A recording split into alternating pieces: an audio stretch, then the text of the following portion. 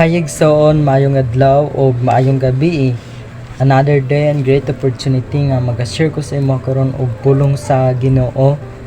Naganang pulong sa Ginoo nga makita sa Luke chapter 12 verse 15.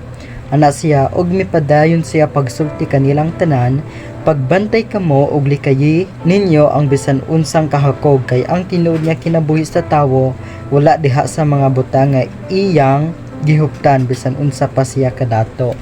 Kini nga passages mao kini ang kanang parable no sa rich man ug sa kanang full man or tawong buang-buang. These verses no gina-focus sa chapter 15 mao kini ang giingon ni Jesus. Sulti si Jesus sa ilaha nga pagbantay kamo og likayin ninyo ang bisan unsang kahakog kay ang tinuod niya kinabuhi sa tawo wala diha sa mga butang nga iyang gihuptan bisan unsa pa siya kadato. Mao kini ang giingon ni Jesus sa mga katawhan nga kinahanglan jud be watchful kita no sa atong kinabuhi or kinahanglan jud magbinantayon kita because ang atong kinabuhi dili makita sa mga butang no, dili makita sa mga butang nini nga kalibutana, and dili nato i-apply ang atong kinabuhi nga adunay kasina. It because ang kasina always jud ni siya gina-remind sa Bible nga makadaot jud ang kasina sa atong kinabuhi. It because kung atong heart na atay kasina, ang attention nato kanunay jud naa sa kanang kasina no.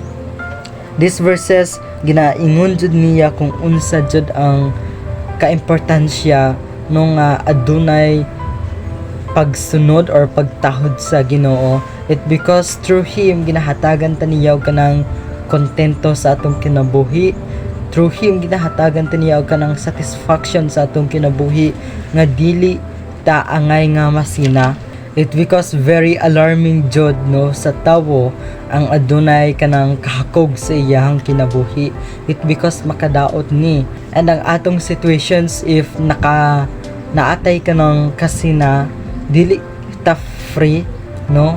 Ang atong life is kung naatay kanang greed sa atong kinabuhi dili ta free nga magkinabuhi subay sa kaayuhan.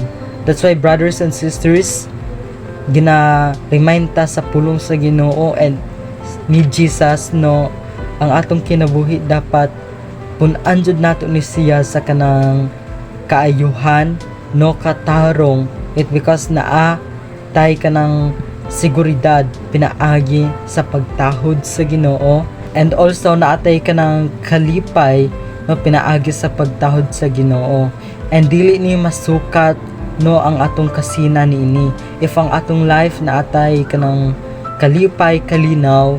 We know nga ang kasina sa atong kinabuhi is mawala siya.